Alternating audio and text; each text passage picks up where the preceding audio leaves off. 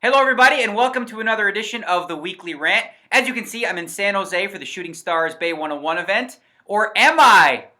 Oh, that's a green screen. Somebody figured out how to do green screen. If you watched last week's show, you might remember this. Well, I sent my assistant Patty to Red Rock Casino to acquire the all-important prop.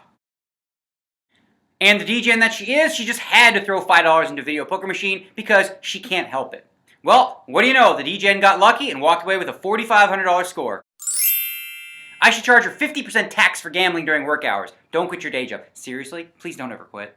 If you've been watching my show the last few weeks, you'll see a common connection to all three. A decent amount of FTP and Howard Lederer bash. Well, it's Howard's lucky week. Stealing the spotlight from the unholy trinity of Lederer, Bitar, and Ferguson was epic poker. Epic fail! This week, I'll be directing my attention towards Miss Annie Duke and Jeffrey Paul. It's no secret that from day one, I felt this league was doomed based on the lack of a solid business plan. Lots of money going out the door, with no significant money coming in, and no legitimate vehicle to make that a reality. There were a lot of good people working for Epic who'd lost jobs, and while I empathize with them, I hope they didn't put all their eggs into that fragile basket. I genuinely don't want to turn this into an I told you so moment. I don't see this as either a good thing or a bad thing. It was just inevitable and obvious. For example, if my brother told me he was going to jump out of an airplane without a parachute in the hopes that he could fly, I wouldn't feel any disappointment when he crashed to his death. As in like, dang it, I was hoping he'd make it.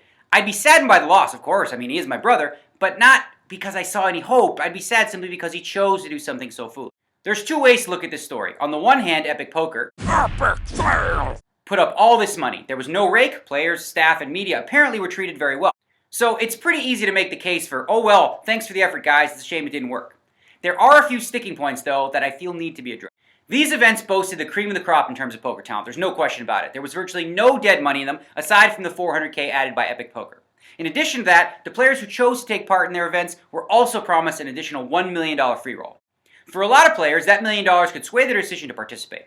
Being a professional poker player has always been about getting the best of it, and that usually means looking to avoid other pros and instead look for softer games. At $20K a pop, against many of the world's best, deciding to play in the event was no easy decision, but the $1 million year-end free roll certainly helped. Many of you may not realize how potentially important this issue is, but getting poker on network TV has always been a tremendously hard sell, and networks, cable or otherwise, weren't paying for poker shows. It was online sites that always footed the bill, which essentially means it was paid programming. Network execs don't have much patience for failure, and the EPL's failure to attract a mainstream audience, or even stay afloat for that matter, will make any future poker shows or leagues have an even more difficult time convincing networks to try poker. This is bad for all of us. Based on what I'm hearing from a trusted source, WickedChopsPoker, they had enough money to cover at least Season 1, but mismanaged their finances and somehow are left with $15,000. And according to reports, owe 22 employees a paycheck. Who was giving them financial advice? Ray Bitar and Annie's big brother Howie? Annie sent an email to league members claiming that they were postponing event number 4 to avoid scheduling conflicts. Based on her track record of lying, coupled with the fact that the cupboard appeared to be empty, does anyone believe that's true? Rumors of a sale to Pinnacle surfaced shortly after that email, and then it was revealed that the money was gone. Anyone who's ever asked me personally about Pollock or Duke, I warned them to not do business with them because they're dishonest at the core. Pollock for many years had a lot of people fooled. He's an excellent politician for sure, but he's not to be trusted. Hello McFly, we're on to you McFly. This guy's been booted from so many jobs, he makes Lindsay Lohan look like a good hire. Did everyone get the McFly reference? Back to the Future?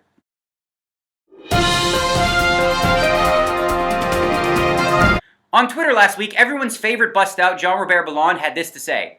It's a very bad idea to have dentist prescribed Vicodin next to my bed after dropping 140K straight. Hashtag broke trippin'. No punchline necessary. In other news, Phil Hellmuth finally got back into the win column in an 8-game mixed event, no less. While the event didn't pay very much, Phil later tweeted that he was celebrating the win at the White House with his close personal friends, at Sean Penn, at Oprah Winfrey, at Bono, at the dog from Air Bud, and at Snooki, adding, they're all such great people.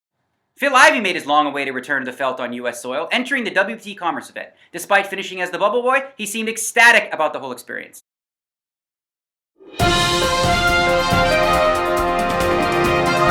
Survivor this year went with a one world concept, which I like, where both tribes share an island. They also split the tribes by gender, men versus women, which innately seemed pretty unfair considering how physical many of the challenges are. However, after watching a few episodes, it appears that while the men may have the brawn, they are severely lacking in the brains department.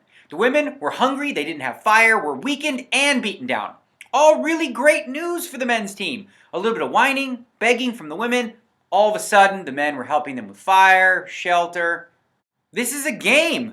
There is no time for chivalry. Stomp them while they're down. I've already got a guy I can't stand picked out this season, and his name is Colton. I find him extremely annoying. He hangs out with the women's team, the competing tribe, and somehow thinks that's okay because he's gay. How that is relevant, becoming buddy-buddy with the enemy, I don't understand. Unfortunately, Colton is sitting pretty with an immunity idol and an alliance of misfits that'll keep him in the game for a very long time. In Celebrity Apprentice news, Penn Jillette came off extremely well as project manager, handling himself with more class and confidence than I'd ever seen on the show before. On the women's team, Dayana Mendoza. How you doing?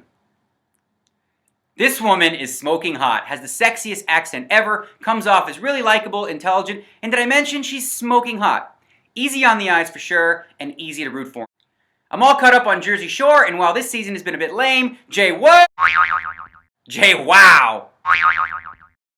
Speaking of what, I came across this Fox News clip of a 70-something. A Ramona woman is named the sexiest vegetarian. Mimi Kirk joins us with secrets on how you can stay young.